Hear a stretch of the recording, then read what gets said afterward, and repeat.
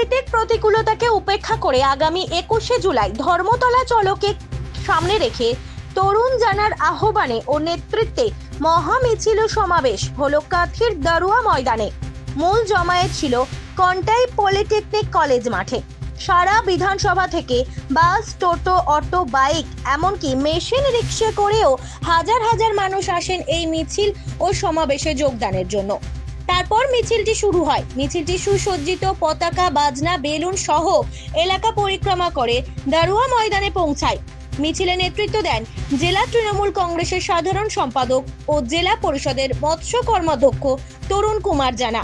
সাথে ছিলেন মাহমুদ হোসেন, কাঁথি ৩ নম্বর পঞ্চায়েত সমিতির শিক্ষা কর্মাধ্যক্ষ, শিক্ষক সমরেশ দাস, কাঁথি ৩ নম্বর ব্লক সংগঠনের সহ সভাপতি অমৃতাংশু প্রধান, শিক্ষক গৌতম মিশ্র, দেশপ্রাণ ব্লক তৃণমূল কংগ্রেসের সভাপতি রাজকুমার শেখ, যুব নেতৃত্ব রামকৃষ্ণ প্রামাণিক, শেখ কাদের সহ সমস্ত নেতৃত্ব।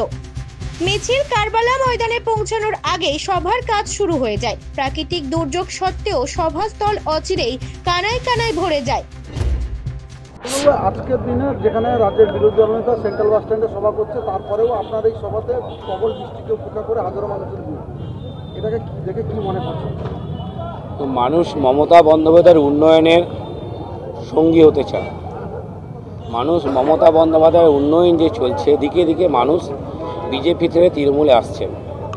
আর বিরোধী দলনেতা সহ বিজেপির কালচারটা হচ্ছে গিয়ে হিন্দু মুসলিম করা, মানুষের লাশ খোঁজা, পরিকল্পিতভাবে একটা সমস্যা তৈরি করা আর সেখানে হাজির হয়ে যাওয়া। এটা যে রাজনীতি হয় না, এটা হচ্ছে গিয়ে কোনো ক্লাব ভিত্তিক কোনো নোংরামি করা ছাড়া এটা রাজনীতি বলে না। আমরা মনে করি মমতা বন্দ্যোপাধ্যায়ের সাথে যারা থাকবেন তারা মানুষের পরিষেবা দিতে পারবেন। আমরা সত্যি ভাগ্যবান যে মমতা বন্দ্যোপাধ্যায়ের পতাকা 1998 সাল, তার আগেও মমতা বন্দ্যোপাধ্যায় যুব কংগ্রেসের কর্মী হিসাবে তার সহযোগী ছিলাম। 1998 সালের মমতা বন্দ্যোপাধ্যায় তৃণমূল কংগ্রেস শুরুর দিন থেকে আমরা আছি।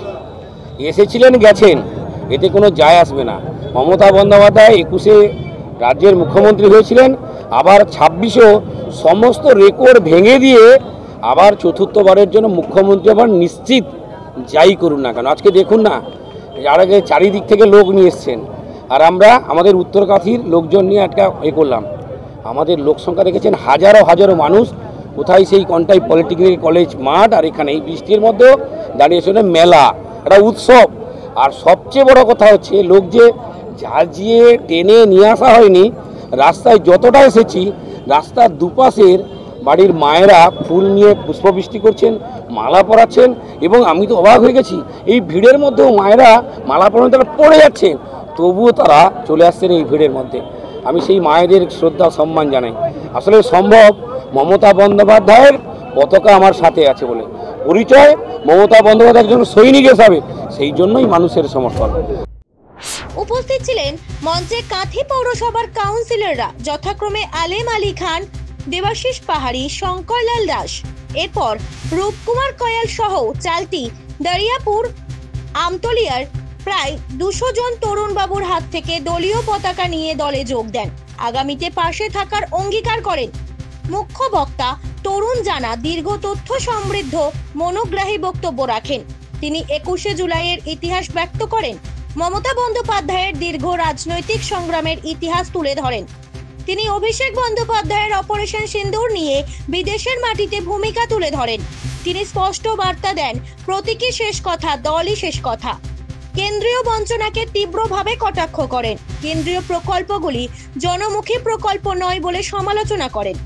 পাশাপাশি মমতা ব্যানার্জির প্রকল্প জনমুখী বলে যুক্তি দিয়ে বুঝিয়ে দেন। আগামী বিধানসভায় এই জেলা থেকে 16টি বিধানসভা মমতা বন্দ্যোপাধ্যায়কে উপহার দেবার শপথ নিতে কর্মীদের আহ্বান করেন। আজকের মিছিল ও প্রস্তুতি সভা ধারে ভারে ছিল যথেষ্ট হেভি ওয়েট। পূর্ব মেদিনীপুর থেকে মনোজ গিরির রিপোর্ট, জেলার বার্তা।